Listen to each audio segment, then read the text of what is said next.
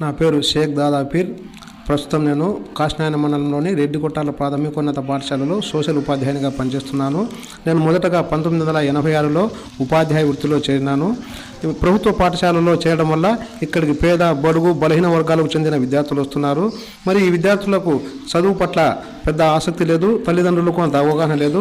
మరి ఇటువంటి వారికి చదువు చెప్పాలంటే కొంత ప్రత్యేకంగా నేను విధి నిర్వహణ చేయాలని అనుకున్నాను. అందుకోసం నేను వృత్తిలో చేరినప్పటి నుంచి దాదాపుగా 30 సంవత్సరాల నుంచి నిమిషం నిబంధన అనేది ఒకటి పెట్టుకొని చేస్తున్నాను. ఈ నిమిషం నిబంధన యొక్క ప్రత్యేకత ఏమంటే, నేను 1 నిమిషం ఆలస్యంగా పాఠశాలకు వచ్చినా లేదా 1 నిమిషం నాకు వ్యక్తిగత పనులుండి పాఠశాలను వదిలి వెళ్ళినా ఆ రోజు జీతం నా పాఠశాల అభివృద్ధికి ఇవ్వాలనే నిబంధనలు పెట్టుకున్నాను. అలాగే చాలామంది అంటుంటారు ఉపాధ్యాయులు ఎప్పుడు సెలవుల్లో ఉంటారు అది ఇది అని. అలాంటి ఇబ్బంది రాకుండా ఉండడానికి నేను సెలవు పెట్టకుండా 2003 సంవత్సరం నుంచి 2015 వరకు సుమారు 12 సంవత్సరాల పాటు ఒక్క సెలవు కూడా పెట్టకుండా పనిచేసినాను. అలాగే పేద విద్యార్థులు చదవాలంటే ముందు తల్లికి చదువు పట్ల అవగాహన ఉండాలనే ఉద్దేశంతో ఒక 10 సంవత్సరాల పాటు రాత్రిబడి నిర్వహించి వాళ్లకు మహిళలను అక్షరాస్యులుగా చేయడం జరిగింది. రోజుకు అక్షర నినాదంతో వాళ్లకు చదువు చెప్పడం జరిగింది. వారికి దాతల సహకారంతో నా సొంత డబ్బులతో ఉచితంగా పలకలు, నోట్బుక్లు, పెన్నులు అన్నీ అందించి చదువు చెప్పడం జరిగింది. విద్యార్థులకు కేవలం చదువు చెప్పడమే కాకుండా సామాజిక బాధ్యతగా కొంతవరకు నేను చేయాలనుకున్నాను. అందులో భాగంగా పర్యావరణాన్ని ఎంచుకున్నాను. అందులో భాగంగా పూర్మామిల పట్టణం కేంద్రంగా 10 సంవత్సరాలకు పైగా ప్లాస్టిక్ ఉద్యమం నిర్వహించడం జరిగింది. ఈ ఉద్యమం యొక్క ముఖ్య లక్షణము పాఠశాలలకు, కళాశాలలకు, సమాజంలో వీధులలో కూడా వెళ్ళి అక్కడ ఉండేటటువంటి అందరికీ ప్లాస్టిక్ వినియోగించడం వల్ల కలిగేటటువంటి కష్టాలు, నష్టాలు, ఇబ్బందులు, పర్యావరణం ఎంతగా ఇబ్బంది పడుతుందో తెలియజేయడం జరిగింది.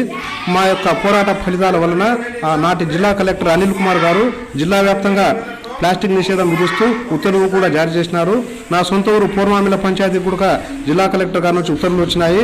నాకు చాలా సంతోషం కలిగింది. కానీ కాలగమనంలో క్రమక్రమంగా కొన్ని రిస్ట్రిక్షన్స్ వచ్చి ఇప్పుడు పాక్షికంగా మాత్రమే అమలవుతుంది. అలాగే ఇంకా యానాదుల కాలనీలో నేను 7 సంవత్సరాలు పనిచేసినాను. అక్కడ పనిచేసినప్పుడు ఆ బిడ్డలకు తినడానికి తిండి, తాగడానికి నీరు, ఉండడానికి ఇండ్లు ఇవన్నీ ఏమీ లేవు.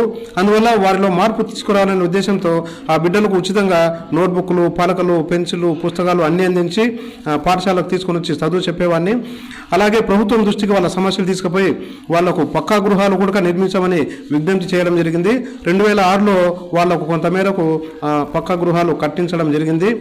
ఆ తర్వాత వాళ్లకు జీవితం మీద అవగాహన కలిగించాలనే ఉద్దేశంతో చిన్న కుటుంబం, చింతలేని కుటుంబం, అధిక సంతానం, ఆర్థికంగా ఇబ్బందులు వస్తాయనే ఉద్దేశంతో కొందరు యానాదులకు నేను వాళ్ళకు నచ్చజెప్పి కుటుంబ నియంత్రణ ఆపరేషన్లు కూడా చేయించడం జరిగింది.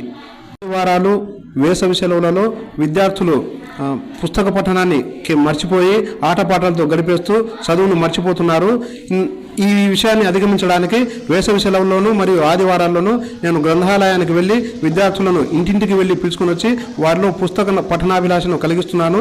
ఈ విషయాలను గమనించినటువంటి అమెరికాలో ఉన్నటువంటి డాక్టర్ ఫణిరాజు కుమార్ మా విషయాలను గమనించి మా పాఠశాలకు 50,000 రూపాయలు విలువ చేసే గ్రంథాలయాన్ని కూడా సమకూర్చినారు. అందువల్ల నేను సెలవు దినాల్లో కూడా పాఠశాలకు వచ్చి విద్యార్థులకు పుస్తక పఠనాభిలాషను పెంపొందిస్తున్నాను.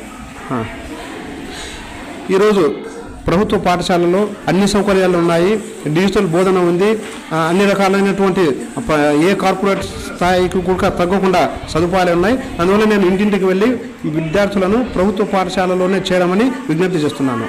ఇది ఇంటర్ పబ్లిక్ పరీక్షలలో విద్యార్థులు మంచి మార్కులు సాధించుకోవాలనే ఉద్దేశంతో ఆయా పాఠశాలలకు వెళ్ళి విద్యార్థులకు how to get good marks అనే అంశం మీద అవగాహన కార్యక్రమాలు నిర్వహిస్తున్నాను.